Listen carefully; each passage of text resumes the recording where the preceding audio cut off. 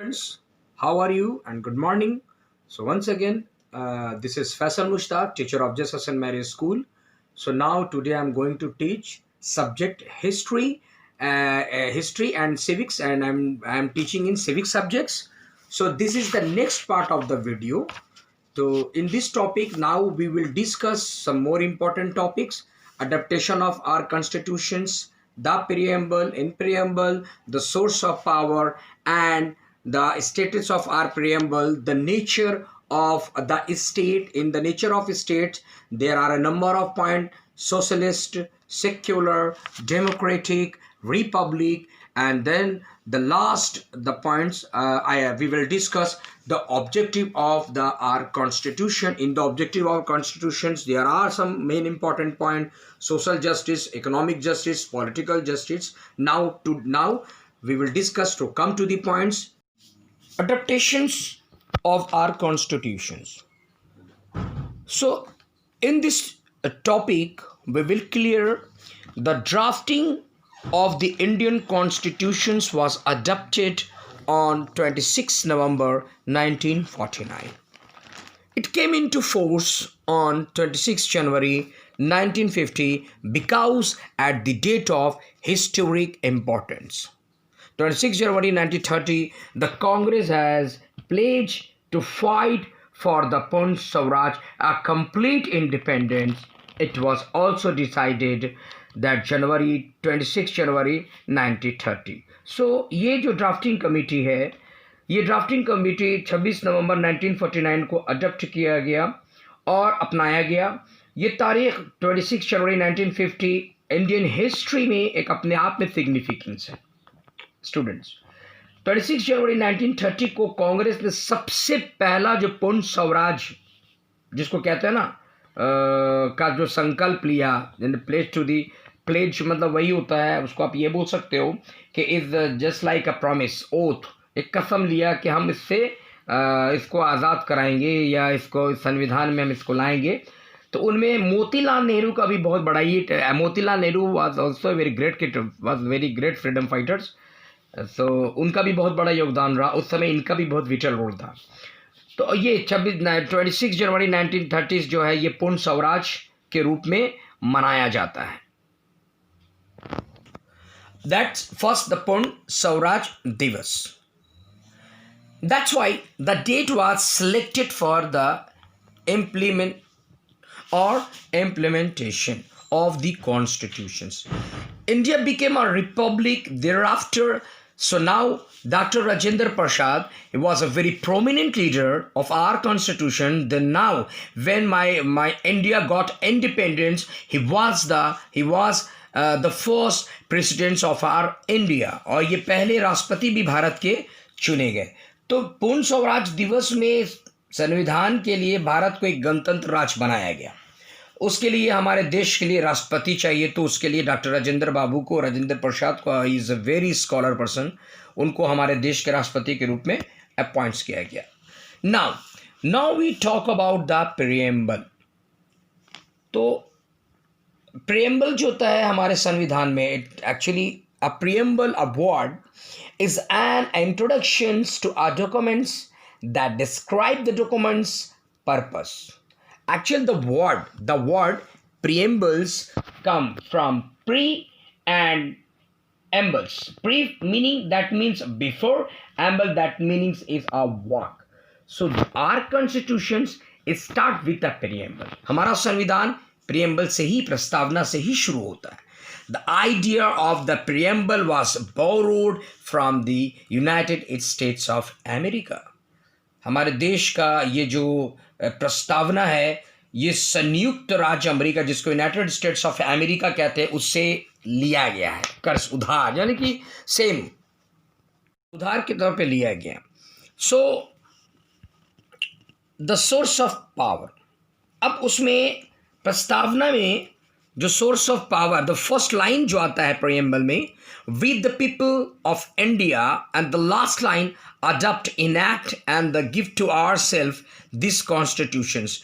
ये दोनों लाइन का जो इम्पोर्टेंस है, जो अपने आप में, जैसे मैं दोनों लाइन आपको दिखा रहा हूँ. पहला लाइन आप डायग्राम में देखेंगे, the people of India, we the people of India, and the last enact to and give to the ourself of the constitutions. The two lines are important in our preamble. So it is on behalf of the people of India, that is the member of Constituent Assembly frame to the constitutions. Now it draw the authority from the people and the people holds the ultimate power. अब यहाँ क्या था कि ये जो दो line है जो हमारे प्रस्तावना का, इसमें ये क्लियर बता रहा है कि जो सत्ता जिन लोगों के हाथों में था और उसके अलावा भारत के लोगों की ओर से संविधान सभा के जितने भी मेंबर हैं उनका संविधान को बनाने में बहुत बड़ा योगदान रहा है, यानी कॉन्ट्रीब्यूशंस रहा है। चूंकि रीज़न क्या था कि ये लोगों से अधिकार खींचना, ऑथोरिटी जो थे ना वहाँ के जो पहले के लोग थे, लोगों से उनके अधिकार को छीन लेते थे और ये बिल्कुल गलत था। तो इसलिए लोग यही कारण था कि people hold the ultimate power, और लोगों ने अपने पावर को समझा और अपने परम शक्ति जिसको पावर कहते हैं उसको समझा और उसका इस्तेमाल किया। Now the next point, status of the preamble. अब यहाँ पे प्रस्तावना की स्थिति के बारे में बता रहा है। So the preamble is not enforceable in the court. Enforceable, I will clear my dear students, कि capable of the being of the enforce. कहीं पर न्यायालय में किसी तरीके का प्रस्तावना पर कोई भी मतलब आपका ये नहीं था कि उल्लंघन या कोई दबाव कोई तरीके का। तो इसको actually it was a known as, इसको हम लोग कहा भी जाता है प्रीएम्बल्स को, कि preamble is the key of the our constitutions. इसको एक संविधान की कुंजी के रूप में लोग कहते हैं। एक एग्जाम्पल है। So now it set a goals before the nation and the direct the policy makers to act accordingly. अब यहाँ क्या, इसका एक लक्ष्य था, एक गोल था। तो गोल क्या था कि अब ये क्या था कि जितने भी पॉलिसी के बनाने वाले, इन लोगों का अपना एक गाइड था, एक गाइड निर्देश था जो इन लोगों ने इसमें लागू किया। And it express the source of power, और उन्होंने अपने पावर को भी एक्सप्रेस किया, अपने ताकत को भी एक्सप्रेस किया, और उसके अलावा नेचर ऑफ गवर्नमेंट, जो गवर्नमेंट का नेचर था उसकी भी व्याख्या किया, जो गवर्नमेंट का नेचर था उसको भी एक्सप्लेन किया। So now the nature of state, the other points, so very important points according to your chapters. The nature of state is sovereign, socialist, secular, democratic and the republic। ये 5 नाम आते हैं। इनमें पांचों में हम ये बोलेंगे, पहला एक समाजवादी है, सेकंड में दूसरा हम उसको कहते हैं धर्मनिरपेक्ष राज, समाजवादी, लोकतांत्रिक, गणतंत्र, ये डेमोक्रेटिक लोकतांत्रिक, रिपब्लिक गणतंत्र, सोशलिस्ट समाजवादी। तो इन सारे पॉइंट्स हैं नेचर ऑफ स्टेट में। तो now we will discuss today the first point, sovereign means a freedom from the external control और इंडिपेंडेंस। अब क्योंकि यहाँ पर ये क्लियर है कि यहाँ फ्रीडम, यहाँ पे एक राज्य को इस देश में अपने हिसाब से गवर्नमेंट को चलाना, यानी किसी तरीके का बाउंडेशन ना हो। The preamble declares India as a sovereign country. अब प्रस्तावना भी इसकी घोषणा कर चुका कि भारत एक सोवराइन कंट्री है। So India is free to govern itself and make the law. और भारत को ये मतलब ये दिया गया है राइट्स कि वो अपने हिसाब से इट कैन डिक्लेयर, अपने हिसाब से देश को चला सकता है। So there is no external influence by any kind on the government which was there during the British rule।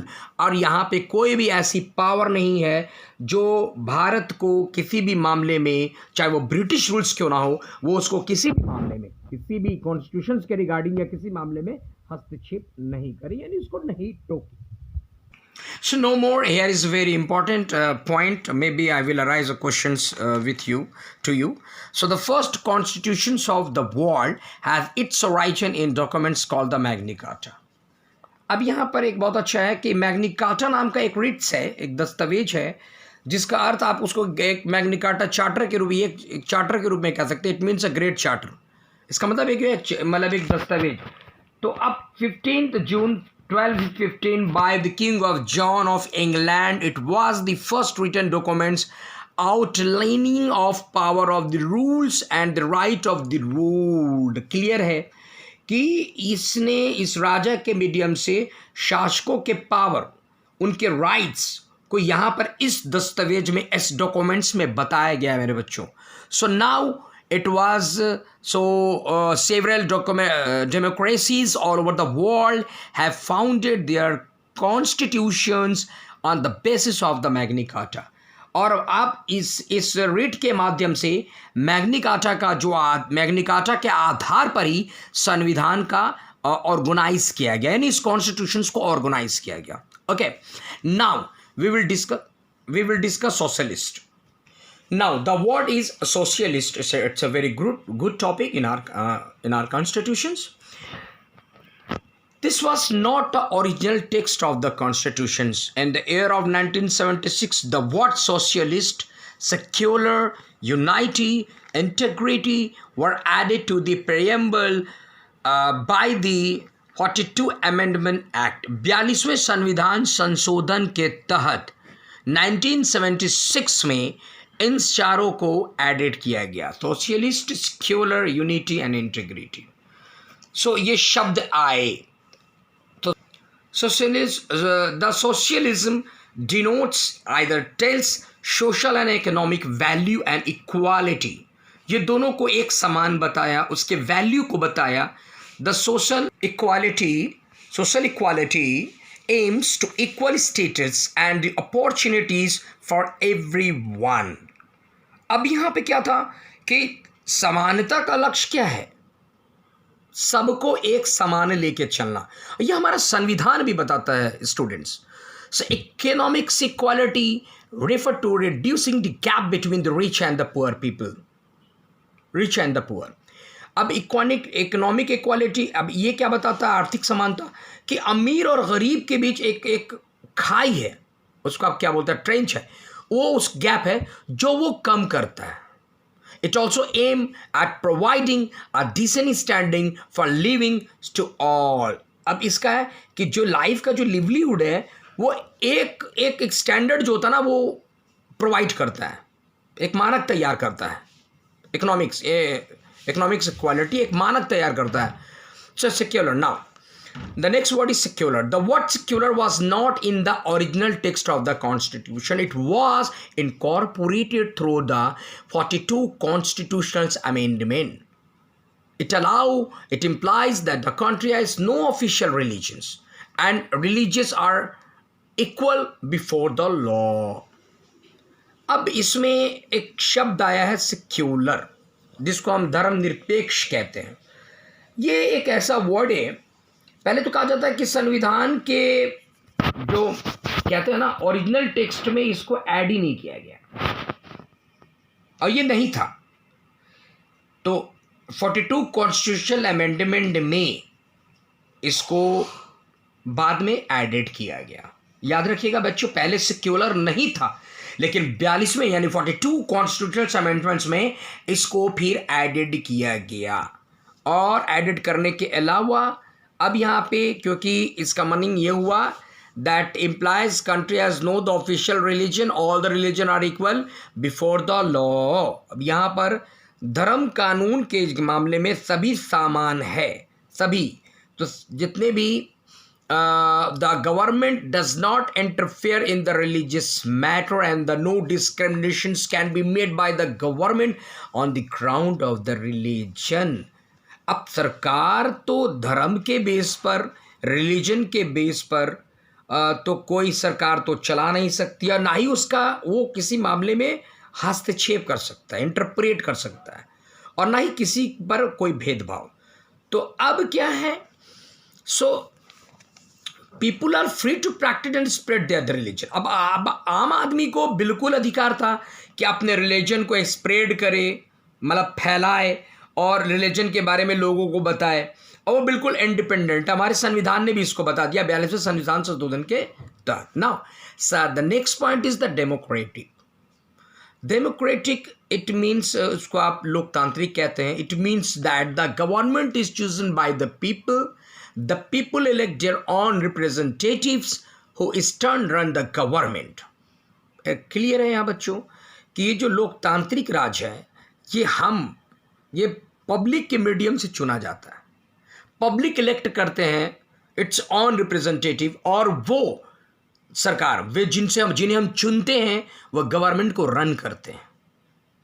जो उनमें से कैपेबल होते हैं हम उनको चुनते हैं और वे गवर्नमेंट को रन करते हैं। That means the words of American president Abraham Lincoln clearly, democracy is a government of the people, bye the people, for the people. ये बहुत ही नामी और बहुत ही इंपॉर्टेंट पॉइंट है मेरे बच्चों कि who said for the people, who said the government of the people, bye the people and for the people. आप उनका अमेरिकन प्रेसिडेंट अब्राहम लिंकन का नाम लेंगे और इन्होंने इस चीज़ को क्लियर किया और उन्होंने बताया अपने शब्दों में कि लोकतंत्र लोगों की सरकार है, लोगों के लिए और लोगों के लिए है। So now in India all adults who are age of 18 it must be important to write to votes and elect their representative। 18 साल की उम्र ज़रूरी होता है इंडियन सिटीजन्स के लिए कि वो वोट्स के लिए अपना वोट्स दें और अपने रिप्रेजेंटेटिव्स को इलेक्ट करें। This is known as the universal adult franchisees. और इसको हम लोग क्या किस नाम से जानते हैं? एक मतदान के अधिकार के रूप में हम प्रयोग करते हैं, इसको हम यूनिवर्सल अडल्ट फ्रेंचाइजीज कहते हैं। अब now we talk about the republic. So every points I will clear my dear students. अगर आपको कोई भी दिक्कत होनी नहीं चाहिए और आपको जितने भी ये पॉइंट्स हैं सोशलिस्ट, डेमोक्रेटिक, रिपब्लिक, सारे एग्जामिनेशंस के लिए इंपॉर्टेंट है और आपको हर पॉइंट्स को पढ़ने हैं। So republic it means that the head of the country is the president who is elected either directly और the indirectly by the people. अब यहाँ पे देश का जो हेड होता है वो हमारा प्रेसिडेंट है, जो जनता यानी पब्लिक द्वारा डायरेक्ट इनडायरेक्ट के रूप में उसको सिलेक्ट किया जाता है, डायरेक्ट और इनडायरेक्ट के रूप में अब सिलेक्ट किया जाता है, क्योंकि यहाँ पर उसका कुछ एक अधिकार जो किसी तरीके का अधिकार से, ये कोई एक ऐसा अधिकार है जिसको हम यहाँ पे कहते हैं कि हेरिडिटी राइट्स, इस मीडियम से ये नहीं चलता है। India become a republic in 1950 after the enactment of the our constitutions.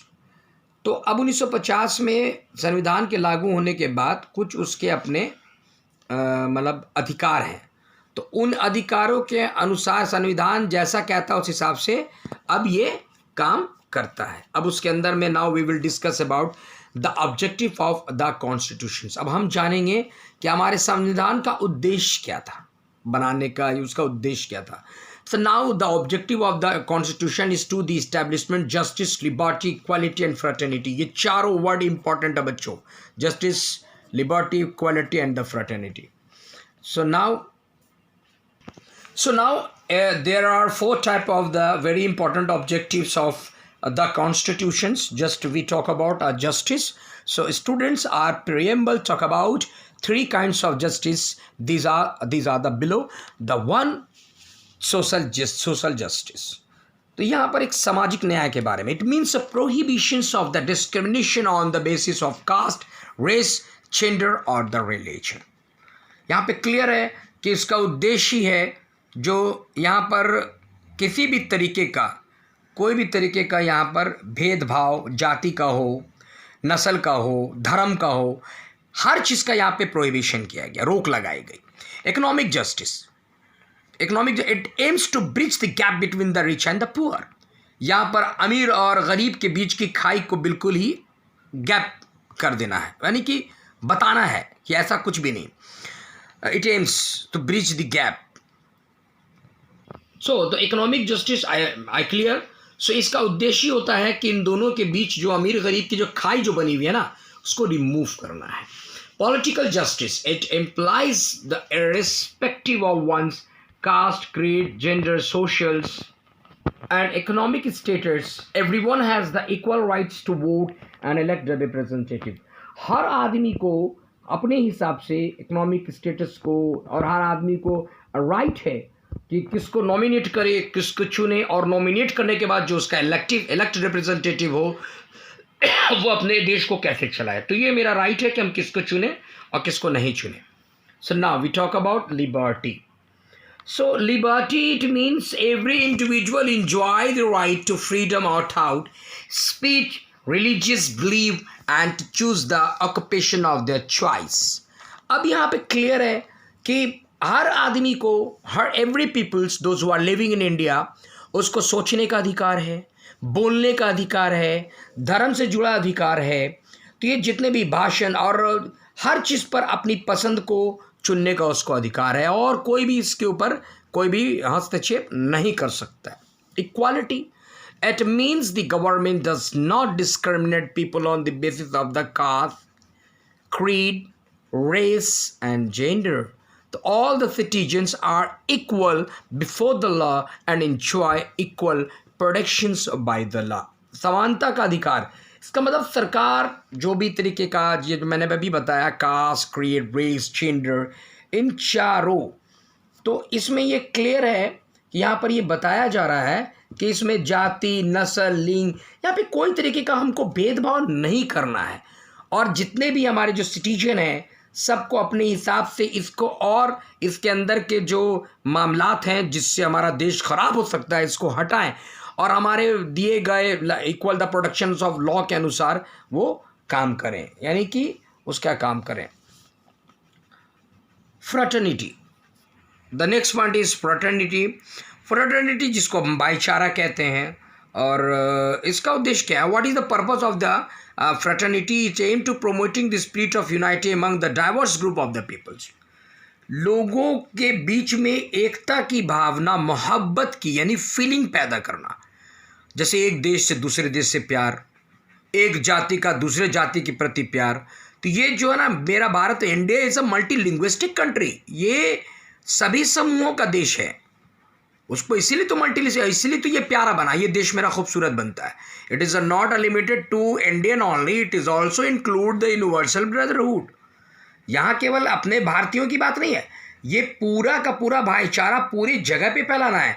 और ऐसे भी डेमोक्रेसी के लिए यूनिवर्सल ब्रदरहुड जो है बहुत ही इंपॉर्टेंट है। Spirit of fraternity of the brotherhood and unity is essentials for the democracy to the work. So now हम ये कह भी सकते हैं कि एकता की जो फीलिंग होती है ना, यूनाइट की, ये हमारे राजतंत्र में लोकतंत्र में बहुत ही महत्वपूर्ण रोल्स निभाता है। Students, so I have cleared every points according to your chapters. So now I have cleared, so you know very well according to my video and according to my voice, so I have cleared for every point. So I know you read attentively and listen carefully. Your task is then number of quick review on objective type question having in your book to fill in your book. Don't write in your copy, and you write in your copy only for exercise question answer and the inside question answer. Thank you and good day.